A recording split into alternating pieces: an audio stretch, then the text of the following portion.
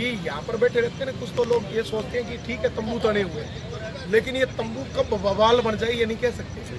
कौन से तंबू के नीचे एक बहुत बड़ा मूवमेंट क्रिएट हो जाए ये कभी नहीं कहा जा सकता। कई बार एक छोटा सा तंबू होता है ना, वो बम्बू बन जाता है बहुत बड़ा, और उसके नीचे हो सकता है कि राजस्थान के सारे कर्मचारी आ जाए, ऐसे भी इनकार नहीं कर सकते। तो आप लोगों की बात माननी चाहिए, आप लोगों को जज्बा नहीं हारना है किसी भी हालत में।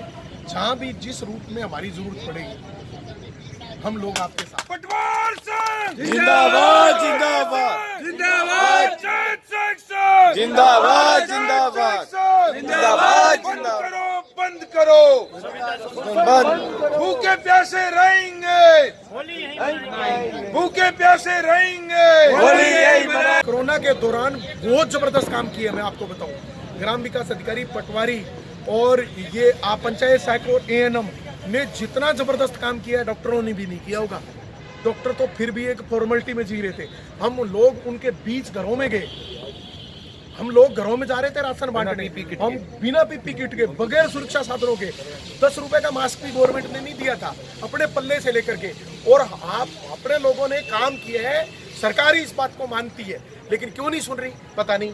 सरकार ये मानती है कि आप लोगों ने कोरोना के दौरान बहुत जबरदस्त काम किया इन 4-5 वर्गों ने, और इतना जबरदस्त काम किया कि 3 साल के बाद भी गवर्नमेंट की एंटी कन्वेंसी पैदा नहीं हो रही। तो ये आप लोगों के काम की बदौलत। तो हम ये मांग करते हैं सरकार से, अब फिर आग्रह करते हैं, कल जब भी मिलेंगे तब भी ये सरकार जो भी नुमाइंदे हैं उनसे बात करेंगे। हम पीआरआर सर के थ्रू सीएस साहब के पास भी ये बात पहुंचाएंगे कि इन लोगों से जो भी इनके साथ वादा किया गया चुनाव घोषणा पत्र में, वो भी इनकी बातों को संज्ञान में ले, उनका निस्तारण करें और इनको घर को जाने दें। 220 रुपये मिल रहे हैं तो इनको उन 220 रुपये से भी महरूम कर रखा है।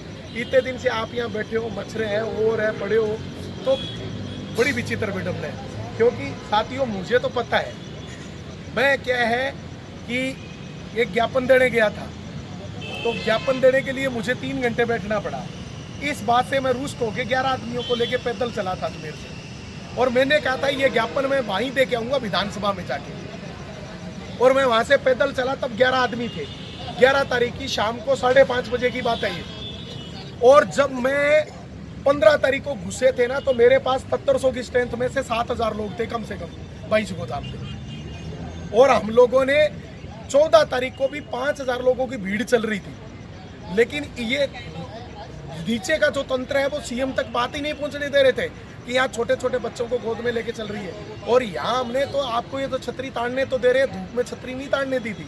लास्ट में जाके इन लोगों को कहना पड़ा कि जी इनको क्यों मार रहे हो, मुझे मार लो, तब जाकर के इन्होंने ये छतरी ताड़ने दी हमें। यानी सिर्फ ये नहीं है कि सीएम साहब कह रहे थे कि इनको ऐसा मत करने दो, सीएम साहब का निर्देश थोड़ी है इनको पड़े रहने दो। सीएम साहब तो ये चाहते होंगे कि इनकी सॉल्यूशन हो, लेकिन उनके सामने संज्ञान ही नहीं जा। और सबसे बड़ी बात है कि जब उसमें दे दिया, अब इसमें बढ़ा चढ़ा के कहते हैं कि जी इनका करेंगे तो उनका भी करना पड़ेगा।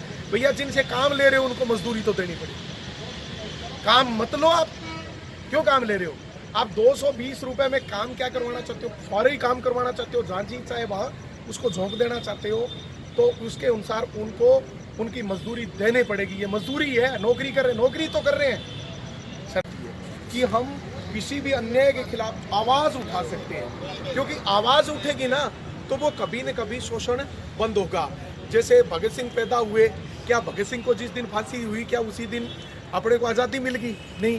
क्या राष्ट्रपिता महात्मा गांधी जी ने जिस दिन से सत्याग्रह शुरू किया क्या उस दिन से भारत को आज़ादी मिल गई? नहीं। क्या यानी कोई भी संघर्ष था, क्या बाबा साहब भीमराव अम्बेडकर साहब ने जो देश में एक तरह की सामाजिक इस तरह का ढांचा था कि जिसमें एक ऐसी व्यवस्था थी कि लोग नीचे थूक भी नहीं सकते थे, पानी भी नहीं पी सकते थे, पैरों के निशान भी नहीं हो सकते थे, वो ये नहीं है कि क्यों थी व्यवस्था, व्यवस्था ये थी कि वो चली आ रही थी। उस व्यवस्था को चेंज करने के लिए उन्होंने एक जो मुहिम छेड़ी, क्या वो एकदम चेंज हुई? आज हम यहाँ बैठे हैं, क्या कोई पूछता है रामजी जी पटेल किस जाति से हैं, भाई साहब कौन सी जाति से हैं, ये कौन सी जाति से है? वो किसने दिया? एक आदमी ने कहीं संघर्ष किया और उस संघर्ष का परिणाम आया। वही परिणाम हमारे अंदर है। हम लोग जो संघर्ष कर रहे हैं, आप लोग जो संघर्ष कर रहे हो, आपकी मांगे जायज़ है। सरकार ने चुनाव घोषणा पत्र में कहा है, और मैं तो इतना जरूर मानता हूँ, देखो संघर्ष मैं भी बहुत लंबे समय से कर रहा हूँ, लेकिन मैं तब भी संघर्ष कर रहा था ना, तब भी कहता हूँ, आज भी कह रहा हूँ, मेरे को बहुत कुछ दिया है, बहुत सारी चीजें नहीं दी, तब भी मैं ये कहता था कि राजस्थान का मुख्यमंत्री बहुत संवेदनशील है, लेकिन ब्यूरोक्रेट्स हमारे बात जो है सीएम साहब तक प्रॉपर चैनल से नहीं जाना देना चाहते। सीएम साहब ने अपने घोषणा पत्र को, चुनाव घोषणा पत्र को एक मैनिफेस्टो की तरह लिया है और उसकी प्रत्येक वादे को उन्होंने पूरा करने की बात पहले दिन से की है। तो आपका तो चुनाव घोषणा पत्र में उल्लेख है, तो ये तो आपकी डिमांड ही नहीं है, ये तो सीएम साहब की प्रायोरिटी में होना चाहिए। लेकिन क्यों नहीं हो रहा? 100 दिन की कार्य योजना में लिया था। 100 दिन की कार्य योजना में लिया, क्यों नहीं हुआ? आज तक क्यों रोक रखा है?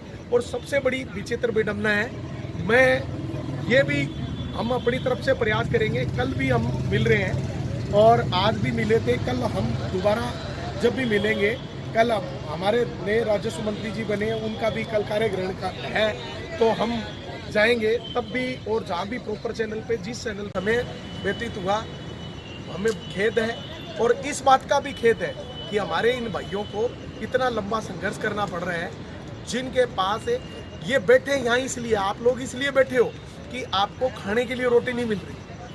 250 रुपए में आदमी क्या रोटी बनाए खाएगा या घर 220, उसमें घर चलाएगा कि रोटी खाएगा, क्या करेगा? बनेगा की मजदूरी 232 है। ठीक है, तो कहने का मतलब ये स्थितियां हैं, इस स्थितियों को माननीय मुख्यमंत्री जी अपने संज्ञान में ले, इन लोगों के साथ बैठे, बात करें।